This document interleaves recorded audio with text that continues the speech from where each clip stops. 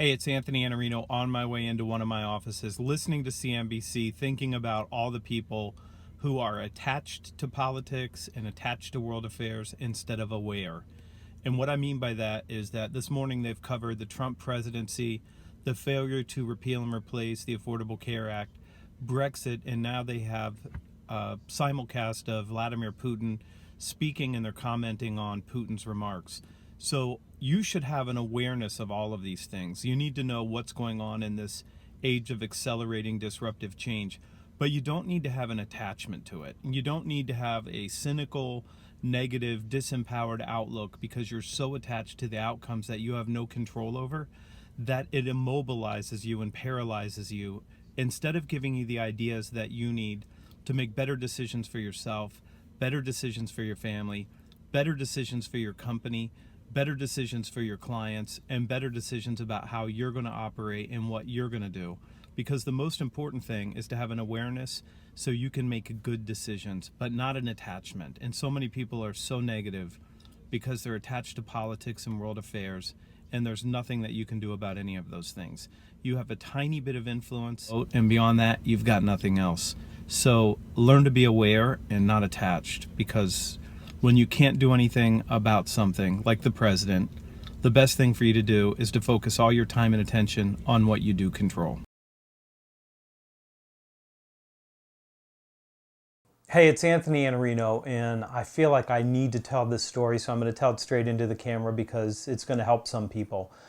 Last week I was leaving Omaha, Nebraska. I came out of my hotel room. I went downstairs at about 5:15 in the morning to get a cup of coffee.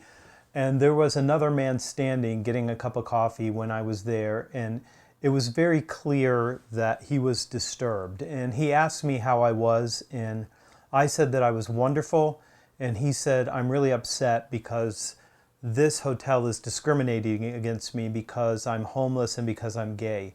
And our conversation lasted for a couple minutes, but the longer I talked to this person, the more I understood how upset he was and how damaged he was at that particular time. And I recognized that the hotel probably wasn't discriminating against him because he was homeless or because he was gay, but because he was doing something in the hotel that was out of line, and he probably couldn't recognize it, but they certainly could, and so could their guests. And just as I was getting ready to try to figure out what to do with this person, the shuttle pulled up to take me to the airport.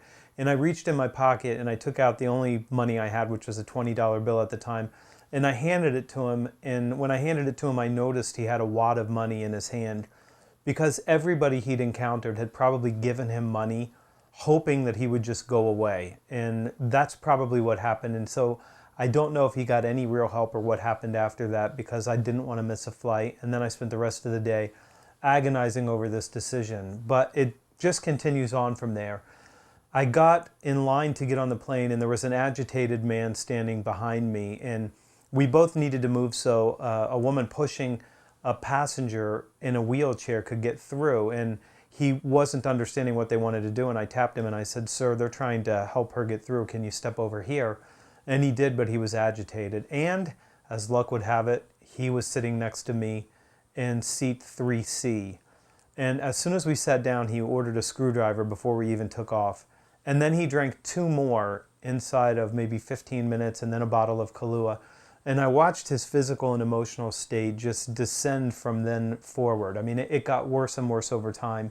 And he didn't say anything to me, and I didn't say anything to him, but I just watched. And it made me realize how many people are upset, and how many people are hurting, and how many people have had some sort of damage. We've all had damage, but some people have had more damage.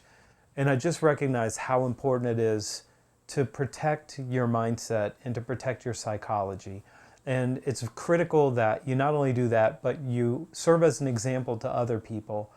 And a few months ago, when I first started this vlog, I did a negativity fast, and I recommended that other people do a negativity fast to sort of get all this negativity out. And this morning, there was stories about Trump, there's stories about Russia, there's stories about one of Trump's guys asking for immunity to talk about Russia, and all that stuff, it just weighs on top of you. And the more of it you take in, just the more damaged your mindset becomes, and the more negative and the more attached you get to it. And you have to protect your mindset so you can help protect other people's. And so you can serve as an example to your family, your friends, the people that work inside your company, and the people you come in contact. Because the outside world has always been out of control, and it's always been a messy place, and it's always going to be a messy place. But if you can protect your mindset and you can do something about that, the world's a very, very different place to live in. So you have to do what you have to do. I'm going to put a link here to the Negativity Fast. If you haven't gone through this, it's worth doing. And if you haven't read the book, the second chapter of the book is optimism, and the instructions for doing a negativity fast are there. And I recommend you do it because it's so important that you get your mindset right and that you've got an indomitable mindset so that you can withstand everything that comes in from the outside world, because things are going to happen.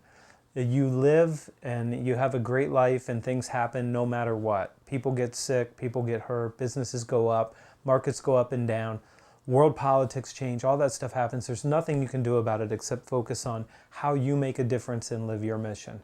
I'm Anthony Iannarino. Take this to heart, share it with somebody who needs it, hit the subscribe button, and I'll see you here tomorrow because this show is every day.